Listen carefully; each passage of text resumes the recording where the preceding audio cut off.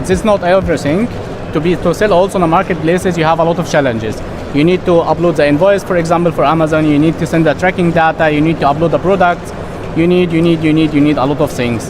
How to make all of this with Odoo? Because Odoo is a really intelligent system, and with the AI now what you have in version 19, you have a lot of possibilities. And how you can do all of this? You need a connection with a lot of marketplaces, what you really need, and not just to import orders. You need also to upload your product directly. You need to manage FBA if you have FBA. All the function what you need in one system, so you don't need to make customizing every time for your system. You need just to install, connect, and it work. And this is what we are working on it. And one system for all marketplaces like Amazon, eBay, Kaufland, Shopify, and we connect also Media Market, Galaxus, and so on. And all of them in one system, and you don't need customizing in Odoo. And by the next version of Odoo, you make update without a problem, without trouble.